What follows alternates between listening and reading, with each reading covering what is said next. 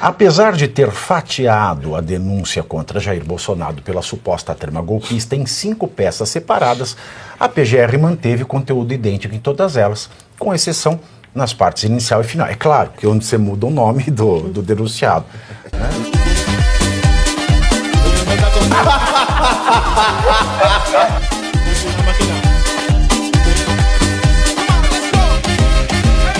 Eu vou embora, que eu tô uma metralhadora de bobagem hoje. Apesar de ter fatiado a denúncia contra Jair Bolsonaro pela suposta trama golpista em 5 peças separadas, a PGR manteve conteúdo idêntico em todas elas, com exceção nas partes inicial e final. É claro que onde você muda o nome do denunciado. Né? Com isso, pode ir. Com isso, o indicativo é que, se as denúncias forem aceitas, as ações penais devem tramitar de modo separado no STF. E isso pode causar prejuízo para a atuação das defesas dos acusados, já que as condutas e provas discutidas em uma ação podem ter impacto nas outras. Além disso, com o final da análise material coletado na operação que prendeu o general Braga Neto, a Polícia Federal, a Gestapo, avalia a possibilidade de apresentar novos indiciados no caso. Vai fazer outro relatório de merda, né? Porque se isso é um trabalho de Polícia Federal, nós não temos polícia no Brasil. A base são os dados que estão no celular apreendido com Braga Neto e nos telefones, computadores, pendrives e outras mídias recolhidas de seu então assessor, Coronel Flávio Peregrino. Bom, eu falei isso, né, quando a gente debateu aqui, no dia 19 de fevereiro, o protocolo pela PGR foi no dia 18. Eu lembro que eu vi, né, as milhares de páginas e identifiquei. Eu falei, é estranho, porque às 20h42 a PGR protocola uma denúncia com 6 pessoas, dentre as quais não estava o Jair Bolsonaro. Depois ele protocola uma denúncia com 8 pessoas, dentre as quais o Jair Bolsonaro e o Ramagem, que tem foro privilegiado. Às 20 e também uma petição dizendo que ele vai fatiar para facilitar as coisas. Às 20h50, isso foi às 20h42, às 20h50 ele já publica no site do MPF que denunciou 34 pessoas, o que é uma mentira, porque só tinham 14 denunciados. Mas mesmo assim, ele publicou essa fake news e assim está no site do MPF e assim a AGU não entra com a ação, né, contra fake news, o Alexandre de Moraes não põe no inquérito da fake news e eu fico falando sozinho como louco, porque é isso que a grande mídia faz com a mídia independente. E por mídia independente não quer dizer que a mídia é sem eira nem beira, quer dizer que ela não é dependente de recurso público, que ela não depende de dinheiro de quem é criticado pela mídia. Então eles deixam a gente como louco, falando sozinho. Eles não reverberam nada de errado. E aí, o que eu falei, foi só às quase 21h20, que a PGR protocolou uma denúncia contra 12, mais 5 minutos depois, uma outra denúncia contra 5, e só às 21h40 e poucos ela protocolou a última denúncia contra o Paulo Figueiredo, sozinho. E é claro, o que eu levantei aqui, ou alguém pressionou o Paulo Gonet para fazer isso, porque são 5 denúncias iguais, idênticas, até no erro de diagramação. A Folha falou isso hoje. Eu falei isso no dia 19. Tá? Aqui quem vê o faroeste está na frente. E também tem uma outra razão, é claro. É para dificultar a vida dos denunciados, para acelerar a ação contra o Bolsonaro e para evitar o problema de carta rogatória, como no caso da citação do Paulo Figueiredo.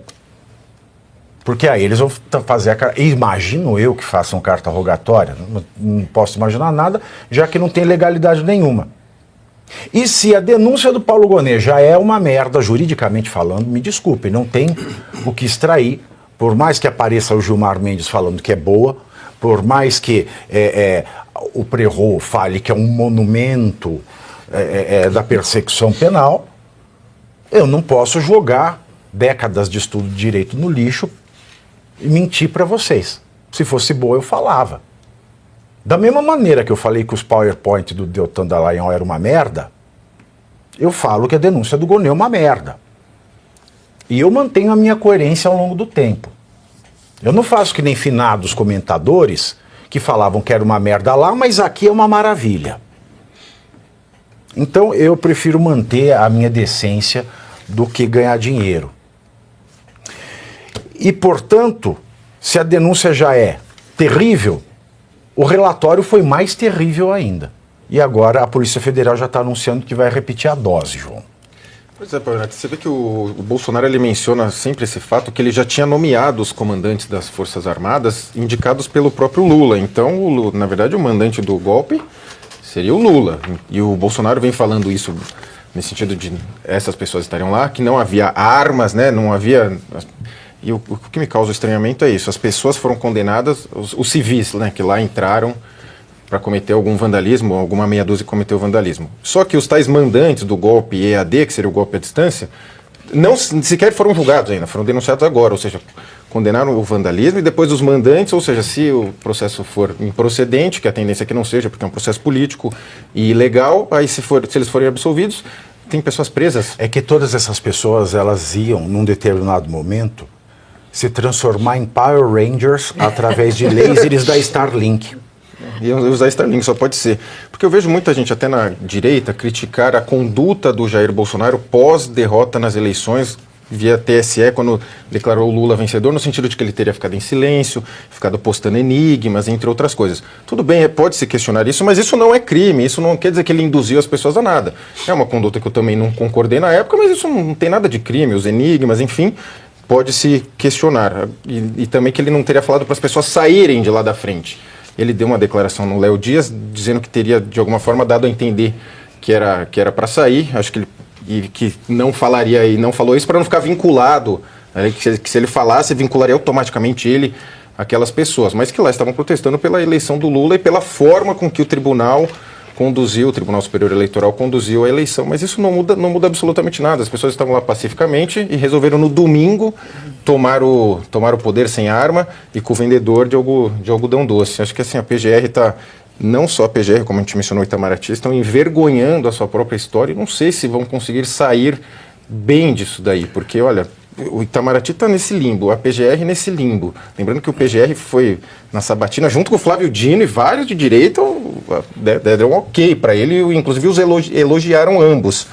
Então, assim, não sei que fim vai levar isso não. Não só elogiaram ambos, como elogiaram ambos os dois. Ambos os dois. E você veja bem, Ana Paula, é uma coisa tão ridícula a PGR fazer, né, soltar desses... pro Globo, né? Porque a informação do Globo não é sigiloso. Não, por que fica anunciando? Que nem o Paulo Gonet ficou, eu vou denunciar Bolsonaro depois do dia de finados, depois do Natal, depois do Ano Novo, depois do Carnaval, acabou vindo antes. E no caso, a Polícia Federal, que virou uma Gestapo, é claro, pelo menos essa entidade central em Brasília, porque não foi revogado no Brasil o Código de Processo Penal. Não tendo sido revogado, vale o que se chama de cadeia de custódia. E a cadeia de custódia manda que todos os elementos eles sejam ordenadamente analisados. Como é que a gente fala que já tem quase 1.500 brasileiros, cidadãos comuns, que estão presos, estão sendo condenados, que a gente tem um ex-presidente da República e outras autoridades denunciadas, sendo que no Brasil nós tivemos, por acidente, né, a Gestapo não soube proibir todo mundo de vazar imagem, nós vimos aquelas imagens na CNN em que aparecem Flávio Dino, G. Dias, Gleisi Hoffmann. Não estou dizendo que eles cometeram um golpe, nem que incitaram, nem que colocaram infiltrado. Mas porque eles aparecem nas imagens que são prova, pela cadeia de custódia eles deveriam ter sido ouvidos. Ninguém foi. E uma vez que a cadeia de custódia é desrespeitada, a investigação é nula. Sendo investigação nula, não pode haver relatório. Muito menos denúncia e muito menos processo.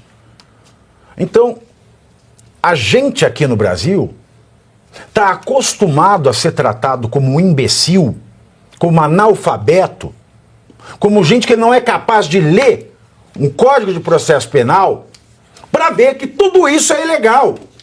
Porque a Rede Globo reverbera o patrãozinho. O patrãozinho deve a patronice ao STF. E fica todo mundo petecando e fazendo a gente passar por louco. Quando, na verdade, eles estão loucos. E é por isso que no mundo todo a ditadura está ficando escancarada, porque ninguém é obrigado, lá nos Estados Unidos pelo menos, a seguir os desígnios dessas pessoas que nos tratam como tal, porque está escrito. Enquanto eu souber ler, enquanto eu souber as normas da gramática, é tudo isso ilegal. Até que ponto continuará sendo apenas o Alexandre de Moraes apontado como ditador, como perseguidor, como criminoso humanitário? Já que isso está arraigado a exemplo da Polícia Federal. Como eu falei ontem, né? Estava falando sobre a grande mídia e os jornalistas que acobertam essa narrativa desse suposto golpe, assim também todas as outras autoridades que estão contribuindo para as coisas acontecerem com tantas ilegalidades, são cúmplices de tudo isso que nós estamos vendo aqui no Brasil, né? E são muitas ilegalidades já enfileiradas, né, durante todo esse processo, essa denúncia, a investigação, as pessoas que já foram condenadas e perpetuam ainda seguindo as ilegalidades e inconstitucionalidades. Porque esses dias, o advogado do Braga Neto, José Luiz de Oliveira Lima, eu vi a entrevista dele nas redes sociais, ele falou categoricamente que não teve acesso a todas as peças dos autos. A repórter até fala para ele, mas o Alexandre de Moraes... E vai acontecer alguma coisa com ele, porque, segundo minhas fontes de Brasília, o que ele perdeu mais a compostura durante uma conversa não foi nem tanto a questão dos Estados Unidos, mas a insistência do advogado em dizer que não teve acesso a todas as Ele falou os de elementos. forma muito veemente, vou abrir aspas. Eu afirmo, porque ela pergunta para ele, ela diz assim, mas o Alexandre de Moraes disse que vocês já tiveram que a defesa já teve acesso a todo o processo.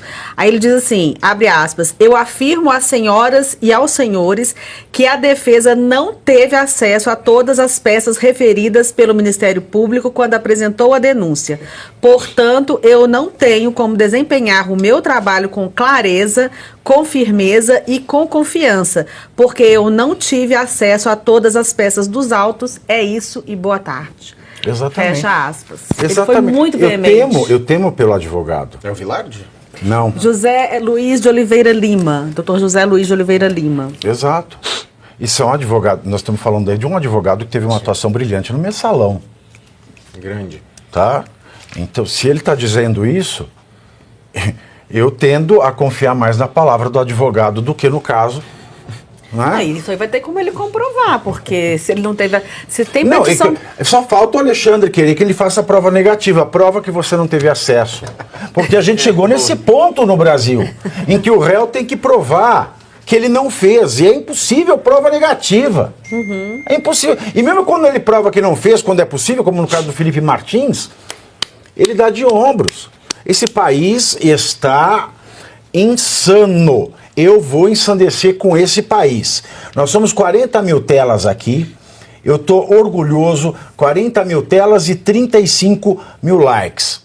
Então, primeiro você curte, que é o preço deste programa. Quanto vale o ingresso para ver este palhaço neste picadeiro bonito? Vale uma curtida. Vale o seu like, o seu joinha, o seu gostei. Então, a sua obrigação é curtir. Se puder, comente, porque quem comenta ajuda no engajamento.